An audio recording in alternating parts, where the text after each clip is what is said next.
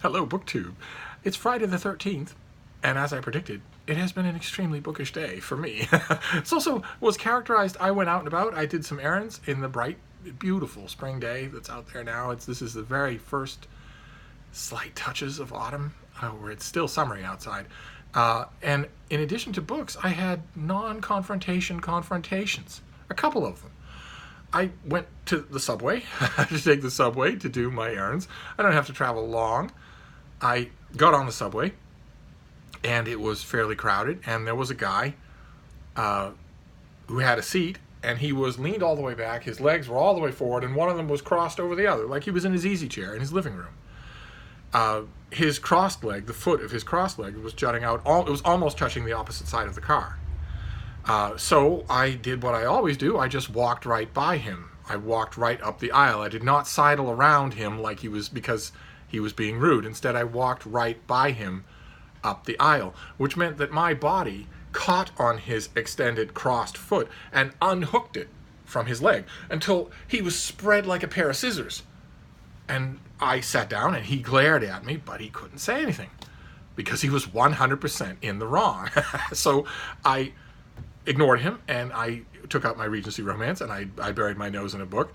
And a few stops later, it was my time to get off, and I put my Regency romance back away, and I shouldered my bag, and I stood up, and I walked over to the nearest door, and I stood there holding the pole as the car was approaching the station, and there was a guy standing directly in the middle of the doorway, staring ahead like a stone statue.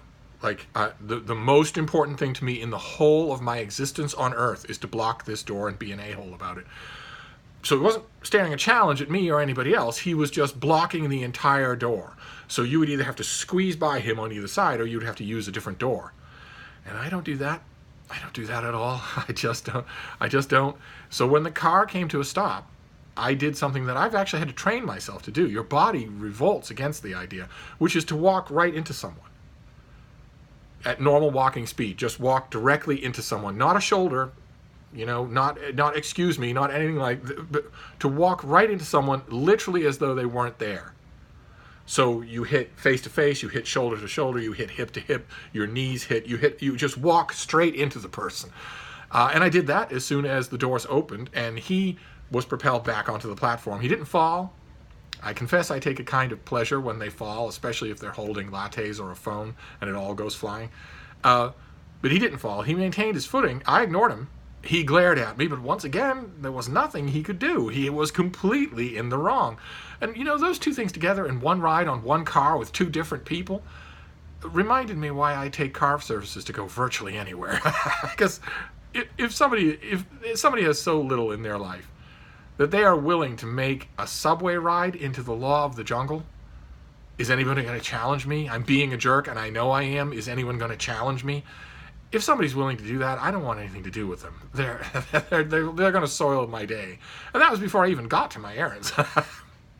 But it was a beautiful day, and most of my errands involved wonderful people and fun and laughter. And as I predicted, I have a lot of books to show you. This is Friday Reads.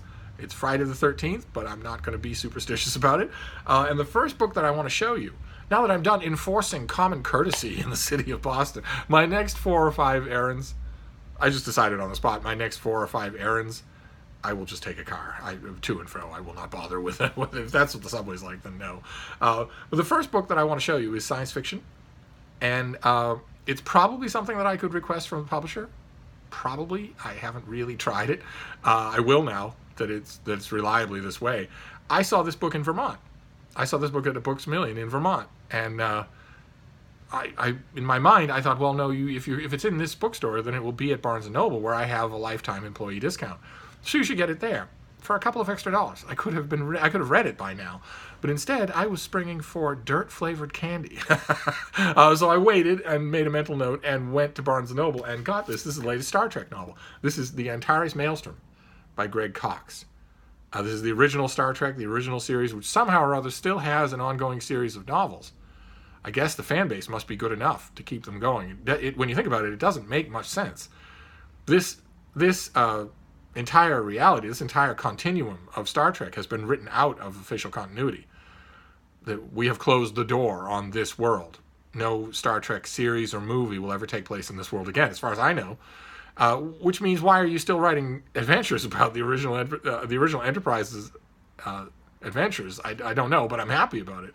And this one, let me see here. I don't have a pub sheet, but original Star Trek novels now come in trade paperbacks for $18, which means I could easily start requesting these things and see if I have any luck. I am going to do that. I'm going to check forthcoming books, see what Star Trek is coming up, see if I know anybody at this imprint, or somebody who can direct me to somebody at this imprint, and see if I can get these things in the mail. But in the meantime, the final frontier erupts into chaos as vast quantities of a rare energy source are discovered beneath the surface of Baldur 3, a remote planet beyond the outer rings, the outer fringes of Federation space. Now an old-fashioned gold rush is underway, as a flood of would-be prospectors from countless worlds and species race towards the planets to stake their claim. The galactic stampede threatens the stability of neighboring planets and space stations, as widespread strife and sabotage on all-around pandemonium results in a desperate need for Starfleet assistance. Captain James T. Kirk and the crew of the Enterprise are dispatched to deal with the escalating crisis, which lies on the other side of a famously perilous region of space known as the Antares Maelstrom. So we have a book and a title entirely inspired by a movie. But I don't care. To sidle up with this original crew, gladly. And Greg Cox is an experienced science fiction writer, so it will probably be at least competently done. I've stopped really expecting that original series Star Trek novels will actually ring true to the characters. I'm mainly just reading for the adventure, and I'll plug in the characters on my own. I think a modern writer who was given one of these things, you have to go through a fleet of lawyers. I'm pretty sure that a modern writer who was given the brief for one of these things would be told what you can and cannot do in terms of character development. So, but I could be wrong. We'll see. These things are all on the agenda. This one is something we've seen on this channel before. This is a finished copy of the new Walnut Creek novel by Shelley Shepard Gray. This is the Loyal One. Very pretty cover. This is Amish fiction, Amish romance, about a woman who needs help renovating a home, and she needs someone she can trust because she's hiding a secret about her mother. She needs someone discreet and someone she knows, and the person that comes to mind is a young man who's made her heart flutter for quite some time. And I got the advanced copy of this thing, and I got the finished copy. I'll read it. Amish fiction mystifies me. It utterly mystifies me. It's a booming subgenre of romance, just really perennially popular, and I don't get that. I would understand it if it were the Regency era. That I understand, or the Georgian era, or the Gilded era, the Gilded Age of New York, something where you have a discrete era, it has known characteristics, it has a set fan base, and it is gone. It is gone. So no one can. A historian might be able to crack open a Georgian romance and say, "Well, do you have any idea how filthy it was?" And here you are romanticizing it. Or a Regency era where you say, do you have any idea what life in a Regency era country house was like? It wasn't like this. But that's a historian, and they're not going to read it. And there's no way that you can go to verify that you're wrong anyway. Whereas Amish societies exist, and you can go to them, and they aren't romantic in any way at all. So I'm not really sure what the wellspring of this is, except that maybe it's pre-technological. Most of the time these things there's a core of it that's pre-technological, although cell phones find their way into Amish fiction nowadays, so I don't really know what the appeal is. The only appeal that I can think of, off the top of my head, is that the people who love these books have no idea what Amish society is like. But that's not proven out by the demographics of the sales details. These books sell to Amish communities, so I don't get it. I don't get it, but I read them, because sometimes they're enjoyable. Then this next one, not in Steve's wheelhouse at all, but we're going to give it a try. This is by Anthony Bozza, and it is about Eminem. It's Not Afraid, the evolution of Eminem. This comes out in the fall, in early November, and it's by the guy who did a very famous Rolling Stone profile of Eminem at the beginning of his career that I read and really liked. I remember that. I didn't remember the author's name. But this is the latest news about Eminem. This is not just his rise to fame and the nature of the rap industry, but also his fall into drug addiction and his clawing his way back out. So I'm always up for such a thing. We'll see. We'll see what it's like. Then this next one, a little bit irritated at this next one, but I will overcome it in no time at all. This is the new Bernard Cornwell. This is his new Saxon Tale book. This comes out also in November. This is called Sword of Kings.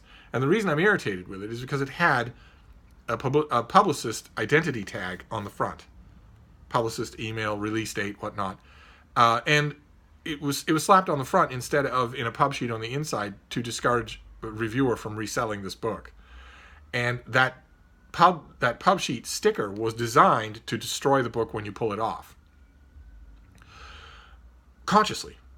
In a meeting somewhere in loss prevention or publicity or whatever at this publisher, consciously it was said, well, we have a number of kinds of stickers to choose from. We need one that's going to destroy the book if somebody tries to pull it off, because we don't want anybody to resell this thing. I've gone down this road many times before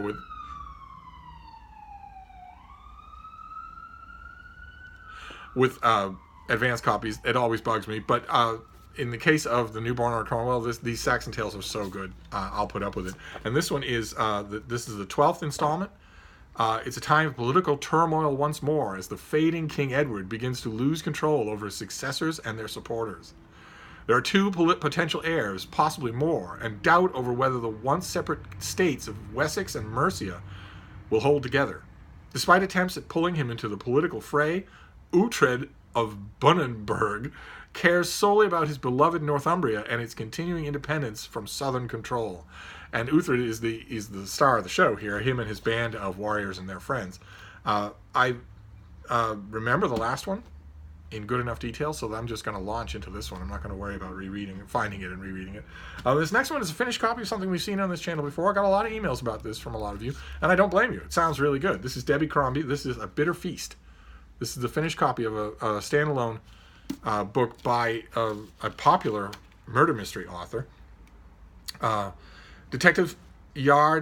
Yard Detective Superintendent Duncan Kincaid and his wife, Detective Inspector Gemma James, have been invited for a relaxing weekend in the Cotswolds, one of Britain's most enchanting regions, famous for its rolling hills, golden cottages, and picturesque villages. Also, horny teenage boys. That's a travel story for another time. Duncan, Gemma, and their children are guests at Beck House, the family estate of Melanie Talbot, Gemma's detective sergeant. The Talbots are wealthy, prominent, and powerful. Melody's father is the publisher of one of London's largest newspapers. A centerpiece of this glorious fall getaway is a posh charity harvest luncheon catered by up-and-coming chef Viv Holland. After 15 years in London's cutthroat food scene, Viv has returned to the Gloucestershire valleys of her childhood and quickly made a name for herself with her innovative meals based on traditional cuisine using fresh local ingredients. Just goes to show you, no matter where you go, you can't escape British food. Attended by 4 dozen local well-to-do national press and restaurant critics, the event could make Viv a star. Guess what happens? You're right. And I've had this. I've had the advanced copy of this. I read the advanced copy at a shot quickly and really liked it. I really liked this author, Deborah Crombie. But I want to read it again. I'm glad to have the finished copy because I was distracted. I think I was playing with the bean the whole time I was reading it, and she was chewing on my hand. That gets a little bit distracting. I'm going to read it again, though. You can probably spot it if you had a magnifying glass in those shelves. This is, I believe, an October book. Yes? Do I have a sheet? I think this comes out on October 1st. No, October 8th. A lot of these will be October books. This next one, I don't know if we've seen this already in an advanced copy. This is by Clay McLeod Chapman, and it's The Remaking. Look at this cover. That is a film strip as the worm Ouroboros, as a snake eating its own tail. And this is just creepy modern horror. Wait till you hear this. Ella Louise has lived in the woods surrounding Pilots Creek, Virginia for nearly a decade. Publicly, she and her daughter Jessica are shunned by her upper crust family and the local residents. Privately, desperate characters visit her apothecary for a cure to what ails them, until Ella Louise is blamed for the death of a prominent customer. Accused of witchcraft, Ella Louise and Jessica are burned at the stake in the middle of the night. Ella Louise's burial site is never found, but the little girl has the most famous grave in the South, a steel-reinforced coffin surrounded by a fence of interconnected white crosses. Their story will take the shape of an urban legend as it's told around a campfire by a man forever marked by his childhood encounters with Jessica. Decades later, a boy at the campfire will cast Amber Pendleton as Jessica in a 70s horror movie inspired by the witch girl of Pilot's Creek. Amber's experience on the set and its meta remake of the 90s will ripple through pop culture, ruining her life and career after she becomes the target of a witch hunt. So we have the original inciting incident, we have a 70s horror movie, we have a 90s remake. Amber's best chance to break the cycle of horror comes when a true crime investigator tracks her down to interview her for a popular podcast. But will this final act of storytelling redeem her, or will it bring the story full circle, ready to be told once again? Not usually a big fan of gothic horror, but that sounds too good to miss. And I think this is another October book. Yes, October 8th. Okay, we'll move from fiction. We'll do a little nonfiction here. This is by Christopher Ryan, and it is called Civilized to Death, The Price of Progress. Some of you may know this name. This is an author who wrote a book a while ago, years ago, 7 or 8 years ago, called Sex at Dawn. That was a sort of a clarion call to rethink society's ideas of sex. All of it. Recreational sex, married sex, sex for pay, all of it. To rethink it completely by breaking the mold of what society has told us to think, and also by thinking in terms of evolutionary biology, primal psychology, that sort of thing.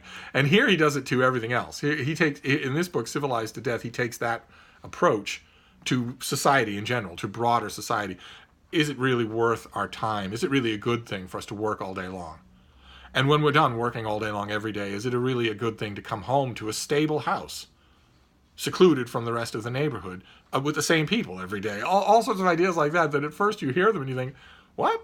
And then you read him and you think, oh, okay, this is really interesting. So I was happy to see this. I had my issues with Sex at Dawn, but I really ended up liking it. I love books like this. You know, they're going to fall on one side or another of a fence. Either they're going to be dumb and provocative, or they're going to be smart and provocative. And this guy is smart and provocative.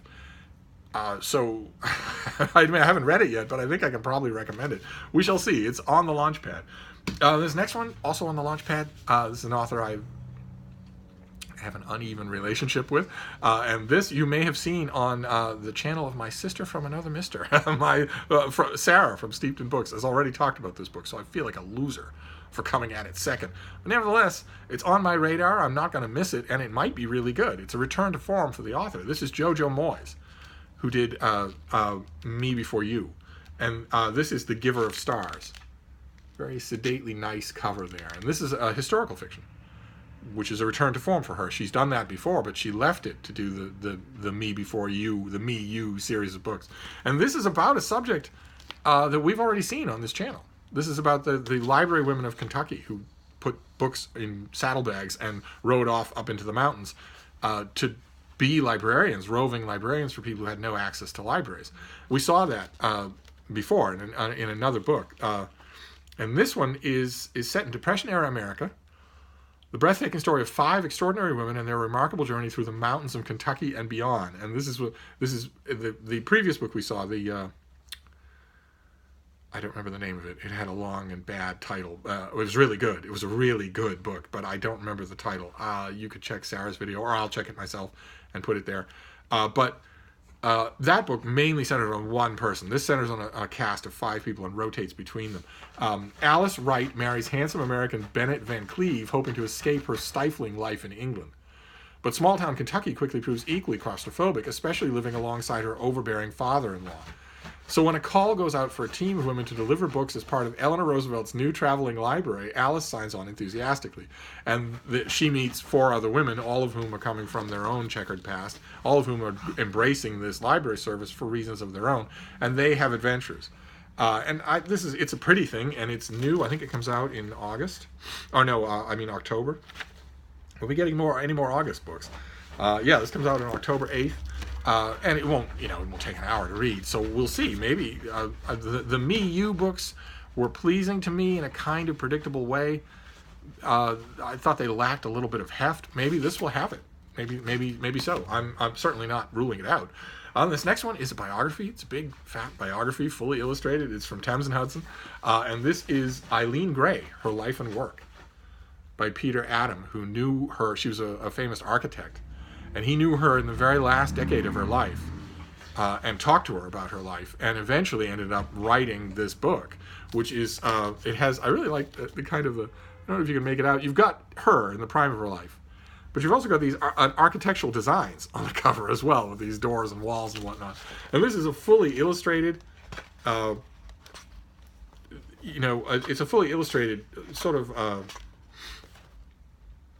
biography, but I don't know. We'll have to see. I haven't heard anything about this. I don't know if it was published in the UK first. I could be with Thames and Hudson. Sometimes I get them later, but I'm all for this. I've never read anything about this person. I've only read about her in biographies of other architects, so I don't know anything about her life or her artistic influences, and it's fully illustrated, so even if the biography part sort of disappoints me, it will still serve a purpose. We shall see. Then this next one is by Steve Vogel. I think we saw it on this channel before. This is the finished copy of Betrayal in Berlin. And the subtitle is The True Story of a Cold War's Most Audacious Espionage Operation. And this comes out also in October, I believe. Oh no, this comes out in late September. Oh my, this should be right at the head of the list here. This tells the story, the astonishing true story of the Berlin Tunnel, one of the West's greatest espionage operations of the Cold War. The author provides the most vivid account to date of George Blake, the dangerous Soviet mole who betrayed the operation, including information from rare interviews the author conducted with Blake himself. So this is sort of this comes out in a week, and this is sort of one of those histories that we often see on this channel, where it's literally the last chance history. Same thing with this. By which I mean the last chance for anyone to dig in with an invaluable primary source before that invaluable primary source is gone. You can still write great history without that. But there's an extra allure if you're reading history with that. And I have had an advance copy of this for a while and just haven't got to it. And since it's next week, it needs to be up front on the roster. And then this next one could arguably be seen as a Trump book. I'm sure that it wouldn't have been published in the Obama administration. This is also a September release, if I remember correctly. Yes, this is out already. And this is by Howard Husock, and it's called Who Killed Civil Society? The Rise of Big Government and the Decline of Bourgeois Norms. And this is the one of many, many, many books that have flooded the shelves, whether they're scientific or social or psychological, saying the world is coming to an end. Not an entirely unusual, not entirely unfounded idea. If you have a raving lunatic in control of the world's largest nuclear arsenal, somebody who flies off the handle at the drop of a hat, somebody who is willing to lie about a storm, about the weather, somebody who doesn't know the name of his own vice president after 3 years in office, then the end of the world could be just one temper tantrum away. But anyway, billions of American tax dollars go into a vast array of programs targeting various social issues, the opioid epidemic, criminal violence, chronic underemployment, and so on. Yet the problems persist and even grow.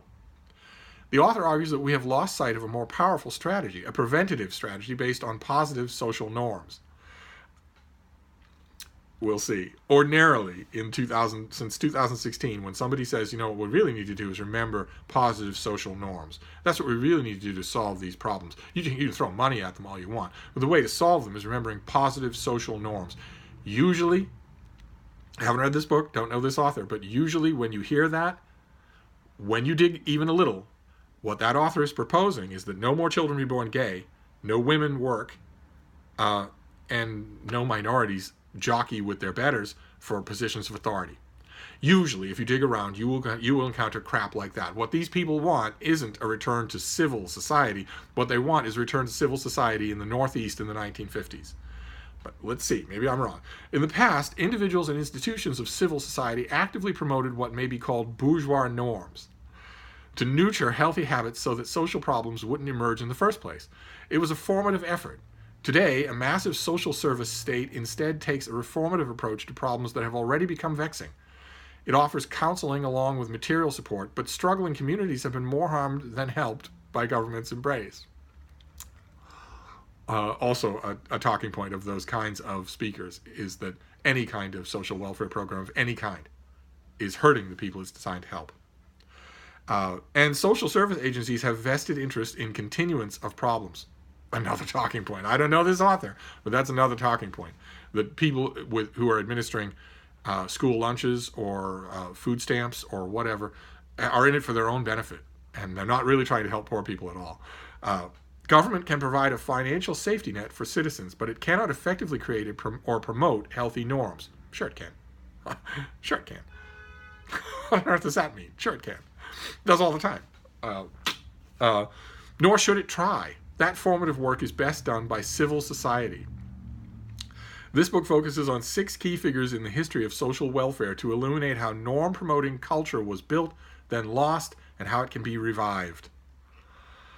Okay, well, this is coming up soon, so I will do this. I will do this right away. It's not a big book; it's very thin. If I disagree with the author, I will disagree with the author right away. This next one I think we saw the advanced copy of this. I haven't got to it, and I feel bad about that. I really need to. This is Dan Jones's new book, Crusaders. His history of the Crusades, the people involved, the military, the ordnance, the ground that was lost and gained. It's a deceptively small book for such a big subject, but I really like Dan Jones as a historian. I think he's one of those modern historians that you really can't go wrong with. And this is a perennially interesting subject. I've mentioned on this channel before that for me, the Crusades have never really done it. The Crusades and also the Knights Templar, they're not one of my sweet spots for history, and it often feels like they should be. But I've never been disappointed by a Dan Jones book. So I feel a little bad that I haven't got to this one yet. I should actually. When is this? This is a September book, I believe. I should get to this right away. Good Lord, to let you know if nothing else. Oh no, October 1st. Okay, this comes out on October 1st, which I'm gathering is a Tuesday, since 95,000 books are coming out on that day. And then the last one, while we wrap up here, this Friday Reads, is a kid's book, and it's a kid's book told in rhyme, which is fine by me. It is written by Beth Ferry, and it's drawn by the Fan brothers, and it's called The Scarecrow. And it's about a scarecrow in a field. It's told in rhyme. Autumn sunshine, haystacks rolled, scarecrow guards the fields of gold. And we move on to the next page. No one enters, no one dares. Scarecrow stands alone and scares. The fox and deer, the mice and crows. It's all he does. It's all he knows. And one day, when he's out in his field, no one's paying any attention to him. He's doing his job. It's the only thing he knows how to do. A baby crow falls out of a nest. And the scarecrow bends down. He breaks himself off his pole just a little, bends down to nurse the baby crow through the weather. But as we're told in the book, birds have to fly. Sooner or later, baby crow flies away, grows up and flies away. And the scarecrow is left alone again. And I bet you can guess the ending. And it is wonderful. Absolutely wonderful. And I kind of like the scratchy sort of very simple style of the artwork. So I've already read it from front to back. It doesn't take more than a few seconds to do that. But I'm going to absorb it. I'm going to go through this again more slowly, read the whole thing out loud, for instance, and really pick at the details. I think it's going to be a winner to read to kids, which is partly what I look for when I look at kids' books. So there you go. Way too many books to hold up in a Steve pile, but that is my Friday Reads. A whole bunch of more books to add to your TBR and torture you with. But I'm going to wrap this up for now, but I will be back. So I'll see you then. Thank you, BookTube.